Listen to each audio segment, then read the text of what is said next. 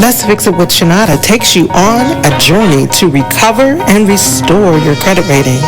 Discover the do's and don'ts of credit, debt, and bill paying while securing your financial future. I am Chenauda Harris, your financial specialist. So let's fix it with Chenauda. Sit back, relax, and take some copious notes as we provide you with some awesome solutions to your financial matters. Invite your friends and family to join us. And if you're watching us live via Facebook, like, tag, share. Sharing is caring. I am Chenauda Harris, your financial specialist, offering solutions to your financial matters. I am so excited today, you guys. Today's show is dedicated to each and every one of you that took time out yesterday to go and vote. Even if you voted absentee ballot, your vote it counts. I am so proud that you made that decision to go out and get into some good trouble in honor of the late Congressman John Lewis. This morning, as I was driving to work, I began to think about just some things. And this is usually my quiet time. So I just had like thoughts of gratitude that overwhelmed me as I thought about my education. So back in elementary school, being taught, Black history, and in middle school, learning about various pioneers in Black history like Dr. King, John Lewis, Jesse Jackson, Ralph Bunche, just to name a few. I was so reminded of one of my social studies teachers, Mrs. Powell, and she taught us these things without books. And we were expected to learn and excel with this information that she provided us. And then onward to high school, my senior year, Mr. Rod Hanna, he made it a requirement to register to vote, and you got credit for it. But if you were 18 that year in your senior year in his class, you were able to get extra credit. But it was also just a big, huge opportunity to learn about the political process. And I maintained this knowledge, which prompted me to study political science, which a lot of you probably had no idea that's what my degree is in. And I went to Virginia State University in Petersburg, Virginia in 1987. So there is where I met the Reverend Jesse Jackson. And at that particular time, he was actually running for president of the United States. However, he obviously did not win the nomination, but I had no idea I was being prepared for the position in which I sit in today to assist and train people and just to be of assistance. So from being in student government, the Civil Air Patrol, which was the Air Force Auxiliary, is where I learned my discipline skills, and just the morning announcements in high school, writing the newspaper for the Civil Air Patrol, and just thinking about how this has prepared me for my life, not realizing that I was in a preparation mode. So now I'm getting ready to give you guys some preparation with some incredible knowledge. Who's ready to change their financial outlook? Get excited. Roll up your sleeves, like, tag, share this information, because I want to give you some powerful information that is going to help change your financial trajectory. So, as always, I always give you guys a quote. So if you see something that is not right, not fair, not just, you have the moral obligation to do something about it.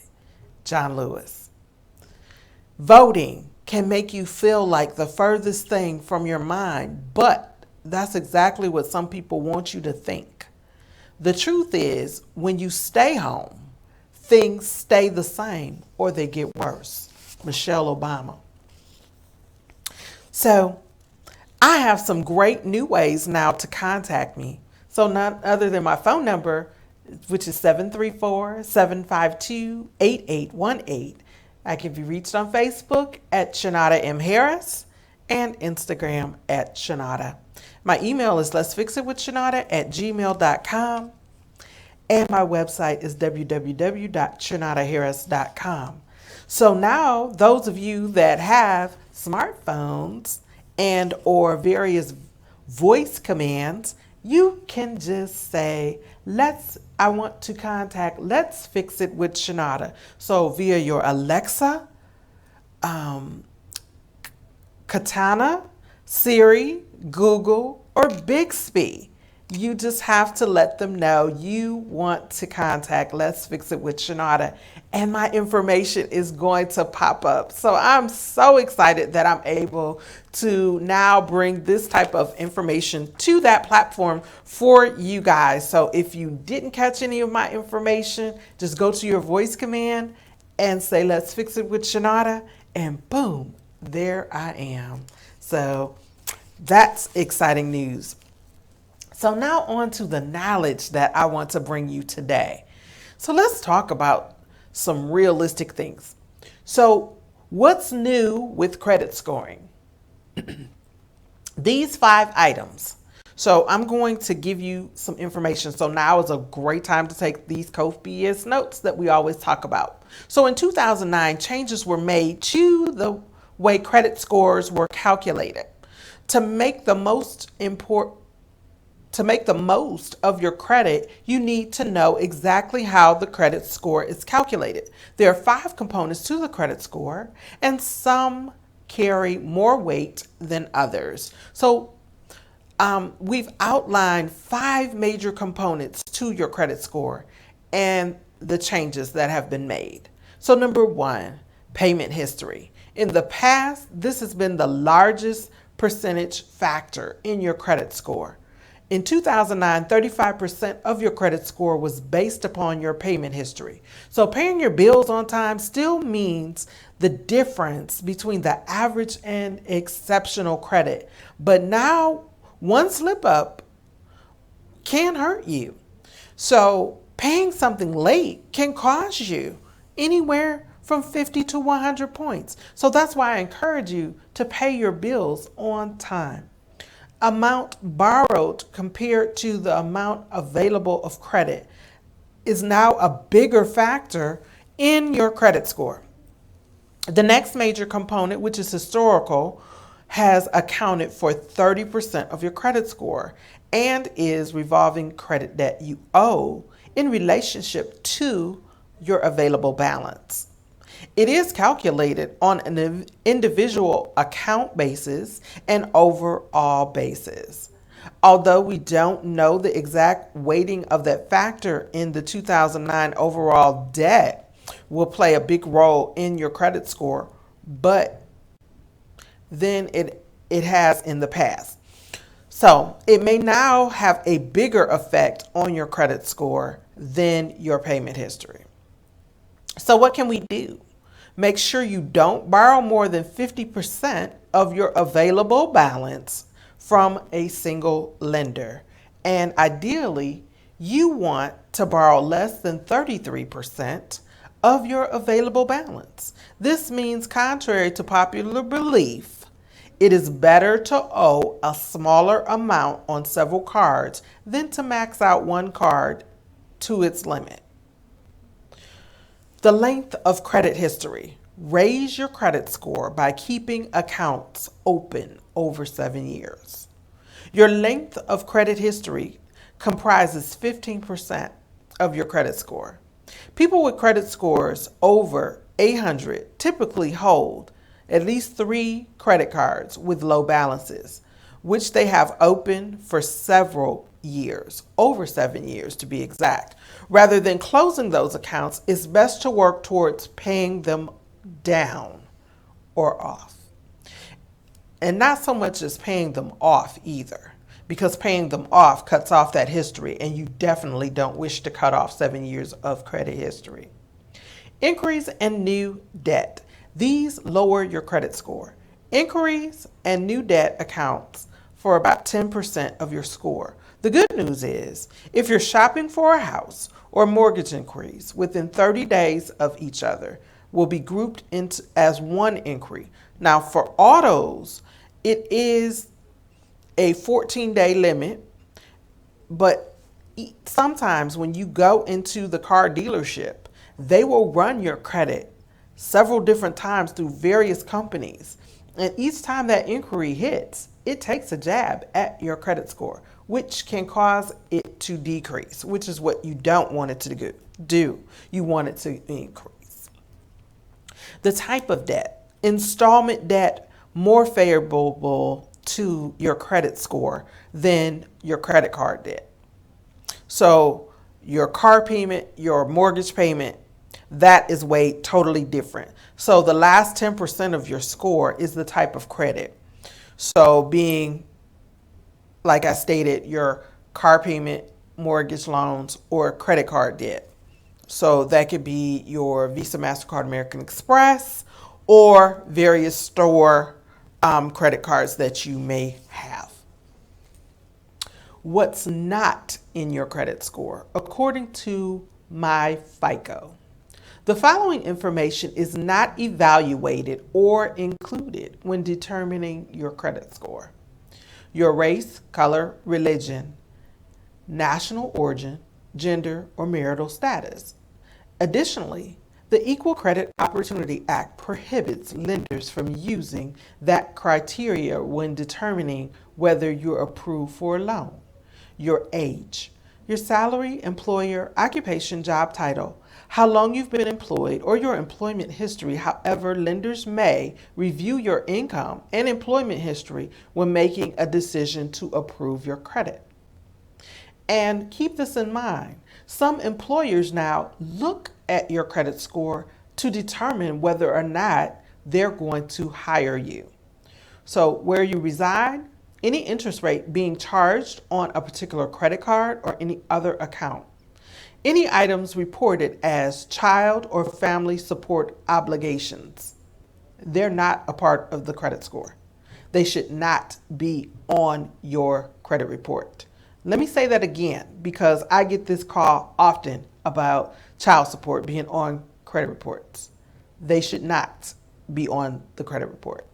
Certain types of inquiries. The score does not count consumer-initiated inquiries, requests you have made for your credit report. It also does not count for promotional inquiries, requests made by lenders in order to make a pre-approved credit offer, administrative inquiries, requests made by lenders to review your account with them, or requests that are marked as coming from employers are not counted either. Rental agreement information. Any information that is not proven to be predictive of a future credit performance, whether or not you're participating in credit counseling of any kind. So I truly hope right now you're finding this information of great value. Now, let's talk about the 6 worst items to appear on the credit report. It is easy to make mistakes and experience hardships when it comes down to paying your bills. Some mistakes are detrimental, so we want to avoid them at all costs. Since future creditors and lenders use credit reports to make decisions about you, it's important to understand how each of them impact your credit file. Charge-offs. Missing your payments for 6 months or more could cause your creditors to deem your account as uncollectible. When this happens, the creditors write the debt off as a loss against their income taxes. Charge-off the accounts are allowed to be reported on the credit report for 7 years. Just because a debt is charged off or written off does not mean the debt is forgiven. The money is still owed. The creditor will usually sell or assign the debt to a collection agency or a lawyer to effect the collections. Some companies continue to charge interest, but most don't. If they do decide to keep charging interest, they have to continue to report it as income. Most companies would rather just write it off and be done with it. Having charge-offs on your credit report usually results in a consumer being denied credit by other lenders. Even worse, it can also affect the interest rate that other lenders charge on current debts, even if the lenders were not impacted by the charge-offs themselves. If you find yourself late on your payments, you should always try to contact the lender to let them know you're having problems meeting your financial obligations. Ignoring the situation and letting it get to a charge-off status always makes it worse. You can usually avoid your account being charged off by at least letting them know you intend to pay, or by at least making small payments as you can. So, it is very key to have an established conversation with them. It's much easier to get charge-offs removed from your credit report than it is an unpaid charge-off. When your dispute charge-off with the credit bureaus, they have 30 days to verify the account with the creditor. If the account is paid, many times the creditor will just ignore the verification request. They really only report charge-offs so they can damage your credit, hoping that it will turn to make you pay them off. Collections. Not only will creditors charge off your account after a period of non-payment, they may also hire a third-party debt collector to attempt to collect the payment from you. Your credit report may or may not reflect the collection status. Sometimes the debt collectors place an entry on your credit report, or the original creditors place a note on your report indicating the account is in collection status. Bankruptcy. Filing bankruptcy allows you legally to remove the liability from some or all your debts, depending on the type of bankruptcy you file. The credit report will reflect each of the accounts you've included in your bankruptcy. Even though bankruptcy information can legally remain on your credit report 7 to 10 years, you can begin rebuilding your credit as soon as your debts have been discharged. And just so you know, if your bankruptcy is discharged, that can potentially be removed from your credit report. Foreclosure. If you're in default on your mortgage loan, your lender will repossess your home and auction it to recover the amount of the mortgage. This process is known as foreclosure. When your home is foreclosed, it is severely damage your credit, limiting your ability to attain new credit in the future. A foreclosure can remain on your credit report for 7 years. Tax liens. When you don't pay property taxes on your home or another piece of property, the government can seize the property and auction it off for the unpaid taxes. Even if your home is foreclosed because of a tax lien, you are still responsible for the mortgage. Non-payment of the mortgage will also hurt your credit. Unpaid tax liens can remain on your credit report for 15 years, while paid tax liens remain for 10. Lawsuits or judgments. Some creditors may take you to court and sue you for a debt if other collections fail. If the lawsuit is accurate and the judgment is entered against you, it can remain on the credit report for 7 years from the date of filing, even after you satisfy the judgment. Now, let's talk about how mistakes are made in your credit profile. Even while your credit report has inaccurate information, Credit reports often contain errors. Therefore, for these reasons, loans or credit card information is applied to the wrong account. This is a frequent occurrence that fathers and sons, if a senior or a junior is omitted when filing or filling out an application. You have knowingly caused an error by filling out credit applications with different names. Here are two examples or frequent occurrences. You may fill out a department store credit application as Bill Smith and a mortgage application as William R. Smith. An application may apply for credit as Margaret Jones, Peggy Jones, or Margaret Conrad Jones. You've entered your Social Security number incorrectly on the application. A clerical error was made when the lender transferred the data from the application. The payment data is applied to the wrong account by the credit bureaus. So it's very key that you are very consistent when you're applying for credit, that you make sure your name is always spelled the same way so it hits your credit correctly. Because otherwise, we're going to spend time having to clean up those errors.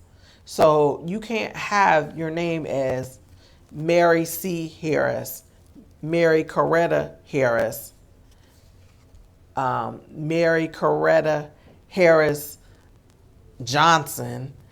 You can't have various variations of your name and it not cause a problem for you. So you definitely want to clear up any name issues. And the same thing with addresses. Whether you live on a street, an avenue, a lane, whether you're abbreviating all of those things, you have to be consistent when you are applying for credit. So all of that information is maintained properly and recorded properly. Credit card and spending information for students and others new to credit.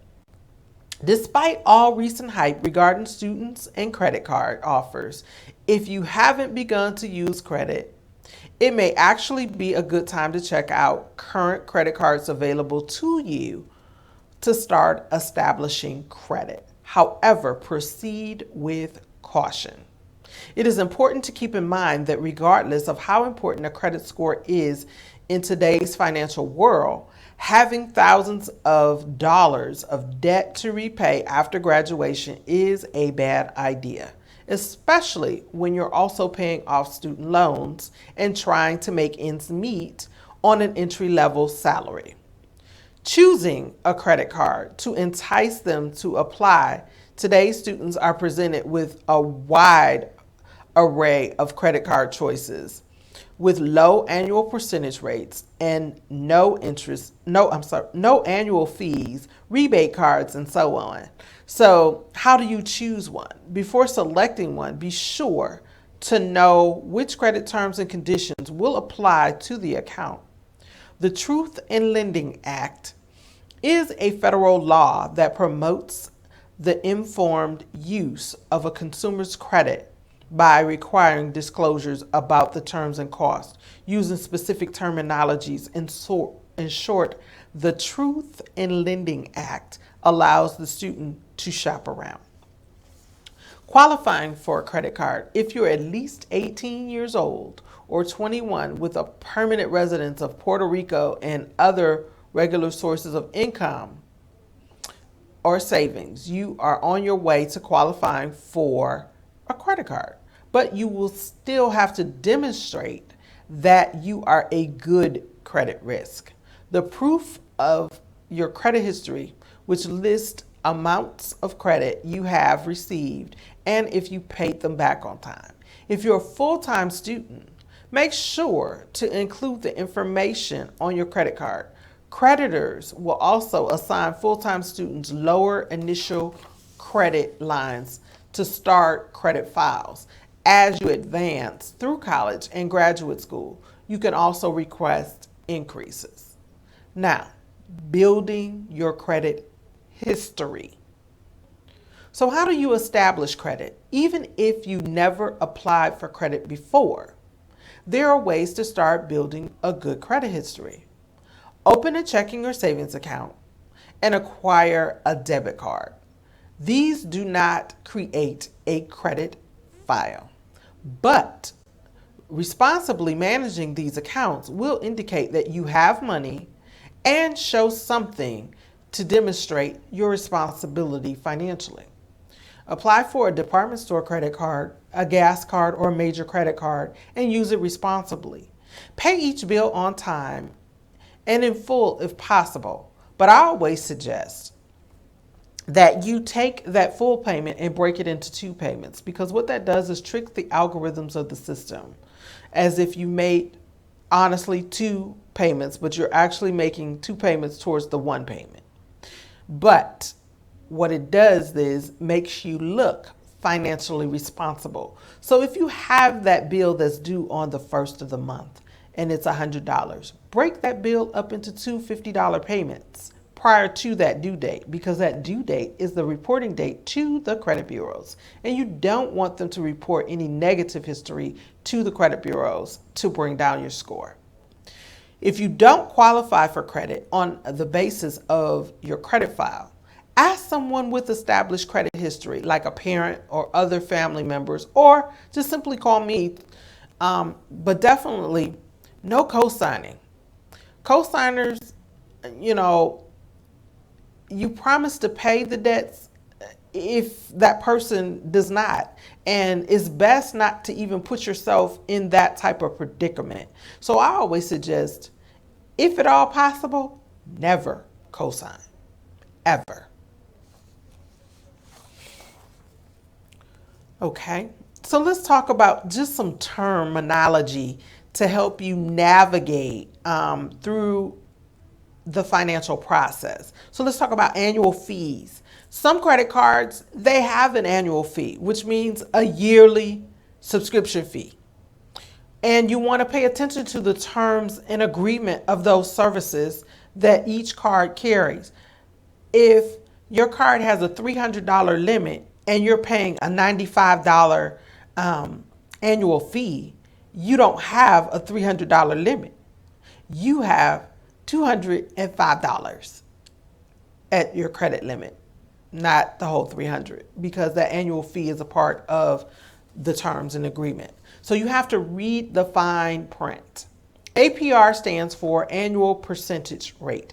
APR is the amount of interest you are going to pay on your card annually. Your first credit card will always tend to be a high APR rate. The same goes for bad credit as well. The better the credit score, the lower your APR typically will be. Now, for those of you that are interested in applying for credit, and as a personal client of mine, I have a referral that I give my clients to a very lender-friendly credit union that will assist you with getting you a line of credit with a decent APR and no annual fees. So if that's something of interest, we definitely need to have a discussion, because we want to make sure that you have that information readily and available to you. Balance transfer. A balance transfer is when you take funds from one credit card and transfer it to another. Sometimes banks will offer a promotional rate to entice you to switch, and sometimes it's worth it. Credit limit. The limit that you are allowed to charge. If you charge more than that amount, penalty fees usually are applied, and or your purchases may be declined. So how embarrassing is that? You have a $300 limit and you're trying to charge $305. Obviously, they're going to decline it, and you're going to max out your credit card, and it's going to take your credit score down. So something to keep in mind. Grace periods. I truly don't teach you grace periods. However, some of the institutions carry a grace period. And that is the time the customer has to pay off their balance. Grace periods can range anywhere from 20 to 30 days. If a payment isn't made after the grace period, late fees and interest rates do apply. But in order to continuously keep your credit score in good standing, it's best not even to even think about a grace period. Just pay your bills accordingly and on time. Interest rate is the rate the borrower must pay to borrow the credit. This is paid on an ongoing balance. Minimum payment. The minimum payment is the amount you must pay each month to avoid late fees or hurting your credit score. So I always encourage you, if you can, pay more than your minimum payment because it puts you in a financial responsible light to that creditor, right? So it also helps increase your credit score because you're paying down that debt, okay? Penalty fees. These are fees a credit card company usually charge you. They can vary from going over the credit limit to paying your bill late. Penalty fees will vary from card to card. Once again, check the fine print. Secured credit cards. A secured credit card usually requires a deposit to be kept as collateral. Typically, the deposit is the credit limit. Secured cards are ideal for people with bad or no credit.